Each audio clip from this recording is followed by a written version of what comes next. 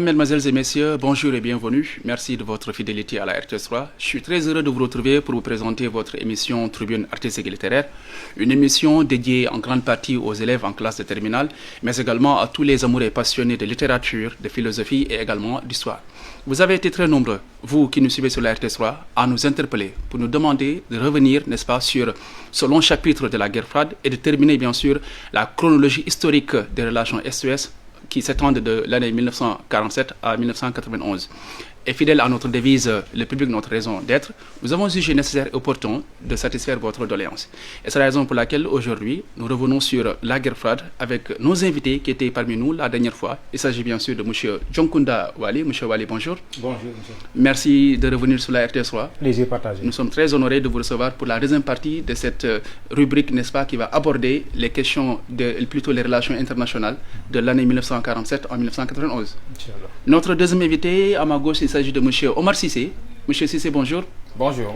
Bon retour sur la RTS3, vous également. Merci. Nous sommes honorés de vous recevoir pour aborder, n'est-ce pas, ce chapitre très intéressant et passionnant inscrit dans le programme du soir en classe de terminale. Effectivement. Sans pourtant tarder, nous allons très rapidement enchaîner avec la première question. M. Wali, la dernière fois, vous nous disiez que la crise de Cuba, qui a eu lieu en 1962, a eu un impact retentissant, que cette crise-là a cristallisé toutes les attentions et que le monde a frôlé de justesse une troisième guerre mondiale.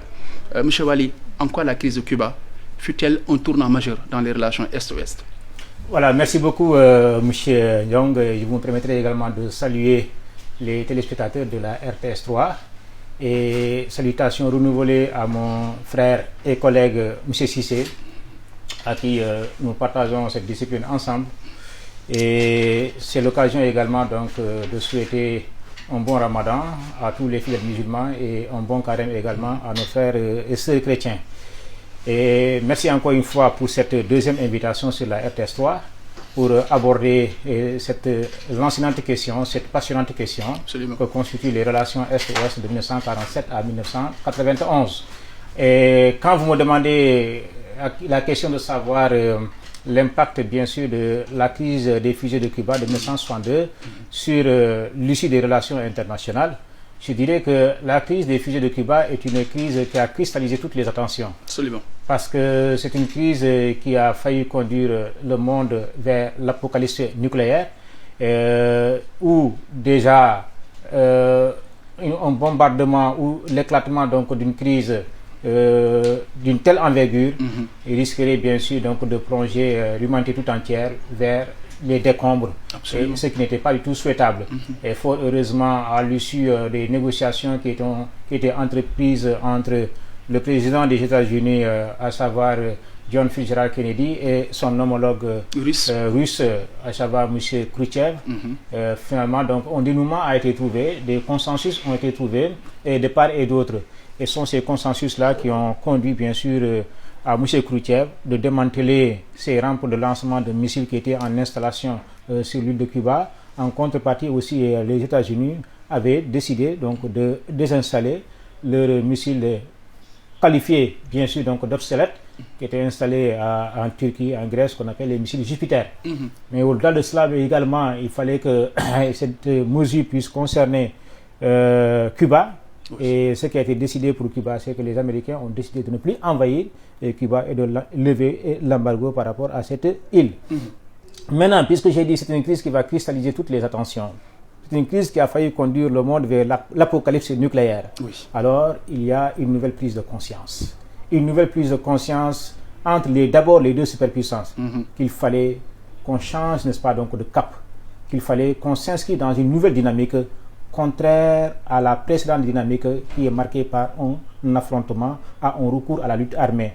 Et là, la nouvelle phase qui va s'ouvrir dans les relations internationales, c'est cette phase-là qu'on va qualifier de la période de la détente. De la détente. Détente, c'est la décrispation.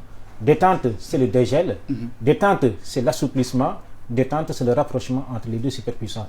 Les compétitions peuvent être ailleurs, mais les compétitions, quant à leur dimension militaire, doit bien sûr s'estomper.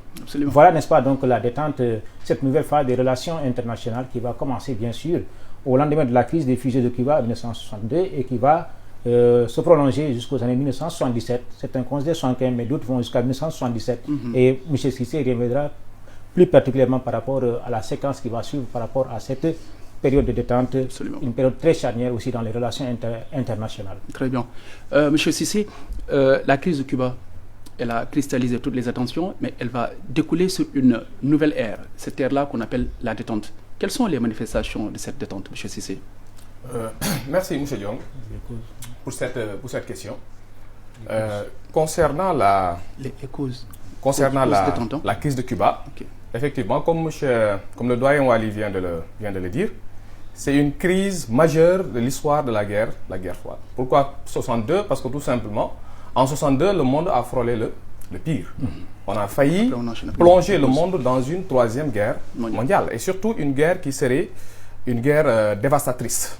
Dans la mesure où nous étions dans une période marquée par un équilibre de la terreur, où les deux superpuissances détenaient les mêmes armes nucléaires. Les forces étaient égales. Les forces étaient, voilà, c'est la raison pour laquelle on parle même de l'équilibre de la terreur comme étant une parité nucléaire. Parce que les Américains, pendant longtemps, avaient un monopole sur les armes nucléaires. Mais dans les années 50, l'Union soviétique a réussi à rattraper son retard technologique, en développant de nouvelles armes, en détenant la bombe atomique, en développant également la bombe à hydrogène. Donc c'est la raison pour laquelle en 1962, quand cette crise-là a éclaté, les deux superpuissances, pour la première fois, ont failli s'affronter directement.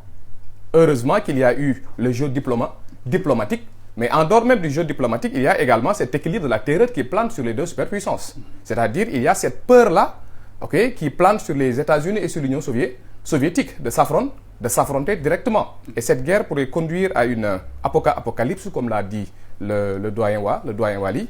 Maintenant, par rapport à la phase qui va suivre cette crise de Cuba, ce qu'on appelle la détente, voilà, je vais laisser au doyen. Donc, il va revenir largement sur les facteurs, le contexte, voilà, de cette période de décrispation donc des relations américano-soviétiques. Également, il va revenir sur les manifestations majeures. Quels sont les signes qui montrent qu'il y a décrispation? Quels sont les signes qui montrent qu'il y a reprise du dialogue également entre les deux superpuissances d'une part, mais surtout également entre les membres des deux blocs. Parce que la décrispation, c'est pas seulement dans les relations américano-soviétiques, c'est également à l'intérieur même des systèmes d'alliance. Voilà, donc je laisse la parole au doyen pour continuer. M. Wali, les manifestations de la détente? D'accord, M. Diong, merci par rapport à cette question. Mais j'aimerais, avant de revenir sur les manifestations, remonter un tout petit peu pour rappeler le cadre contextuel. Autrement dit, les facteurs de la détente, les facteurs du dégel dans les relations internationales à partir de 1962. Si tout est parti de la crise des fusées de Cuba, il faut rappeler qu'il va y avoir donc d'autres facteurs qui viendront s'y greffer.